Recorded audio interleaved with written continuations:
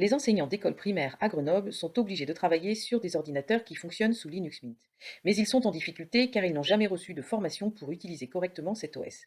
Pour les aider, nous avons alors imaginé un outil numérique ludique et éducatif facilement accessible à tous.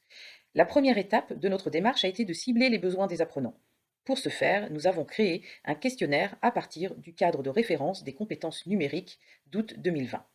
Ce document officiel nous a permis de définir des compétences à faire acquérir aux apprenants, et les réponses au questionnaire nous ont permis d'établir l'utilité, l'utilisabilité et l'usage du logiciel. Les données recueillies nous ont orientés vers la réalisation d'un learning game. Ce logiciel est ludifié par la présence d'un début d'escape game. On retrouve au départ une mission immersive, un personnage qui est un lutin, des énigmes de fouille.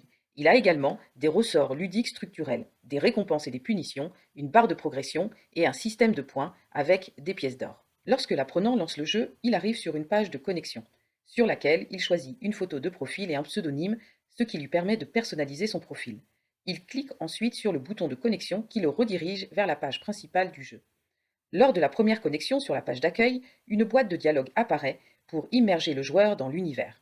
Il découvre sa mission ainsi que les règles du jeu. Un lutin a investi la cuisine du joueur et y a mis le bazar, alors que celui-ci attend des invités.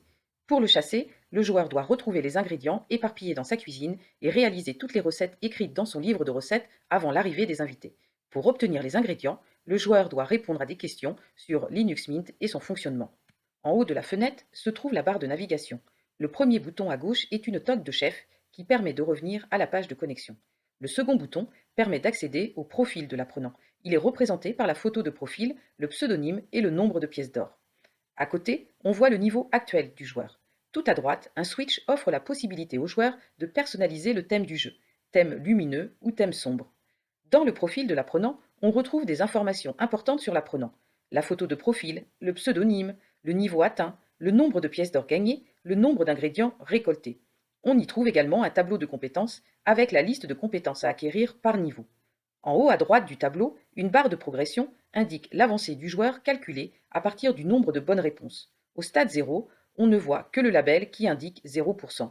En bas de l'écran, on retrouve deux livres. Un livre de recettes qui permet au joueur d'avoir une visibilité sur son parcours, un livre de cours consultable à tout moment par le joueur. Dans la partie centrale de l'écran se trouve un fond d'écran qui représente la cuisine et sur lequel sont placées des icônes cliquables. Certaines icônes sont des questions de quiz. Un diagnostic est mis en place en fonction des réponses de l'apprenant. Si celui-ci se trompe en répondant, une boîte de dialogue l'informe qu'il s'est trompé, lui indique où chercher dans le cours pour trouver la bonne réponse et il perd des pièces d'or. Si l'apprenant répond bien, il gagne un ingrédient et des pièces d'or. Les réponses au quiz apparaissent dans un ordre aléatoire qui change si la question est reproposée. Le profil de l'apprenant se met à jour en fonction du diagnostic. Certaines icônes sont des récompenses. Certaines icônes sont des pièges. Une boîte de dialogue informe l'apprenant qu'il est tombé dans un piège. Normalement, il doit ensuite résoudre un nouveau type d'activité. Cependant, nous n'avons pas eu le temps d'implémenter les activités pièges. Si le joueur clique plus d'une fois sur une question piège ou récompense, une boîte de dialogue l'informe qu'il a déjà cliqué sur cette icône. Si c'est une icône piège, il a un malus supplémentaire. Lorsque le joueur a obtenu un ingrédient en quantité suffisante, une boîte de dialogue l'en informe et l'invite à chercher d'autres ingrédients. Au stade 1 du jeu, on voit bien que tous les ingrédients pour la première recette ont été obtenus. L'illustration de la seconde recette a changé pour montrer que c'est celle-ci qu'il faut maintenant réaliser. Dans le profil de l'apprenant, on voit que les caractéristiques du profil ont évolué. Actuellement, le jeu n'est pas terminé. Parmi les choses à améliorer, nous souhaitons implémenter une vraie base de données pour permettre un usage multijoueur et permettre aux joueurs de retrouver toutes les informations de leur profil lorsqu'ils se déconnectent puis se reconnectent plus tard. Par ailleurs, les outils utilisés pour développer rapidement ne nous ont pas permis de faire un développement orienté web mobile et le logiciel a de gros soucis d'ergonomie et d'adaptation à différents appareils.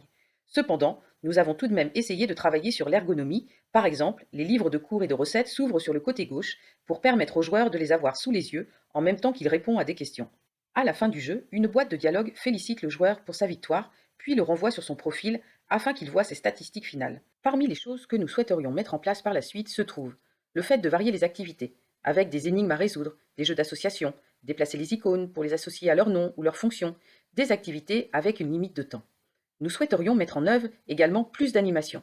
Le lutin qui apparaît pour délivrer des messages, des objets qui grossissent ou se déplacent dans le profil élève, l'avatar qui se monte plusieurs fois dans la cuisine, les pièces d'or qui permettent de débloquer des activités, d'acheter du temps supplémentaire lorsqu'une activité est en temps limité, d'acheter des objets de personnalisation. Également, augmenter le nombre des interactions plus personnalisé en fonction de chaque joueur. Enrichir le jeu pour faire acquérir de nouvelles compétences, proposer une musique d'ambiance, plus d'ergonomie, développer la partie diagnostic, par exemple faire des statistiques sur le taux de réponse fausse, taux de réponse juste, etc.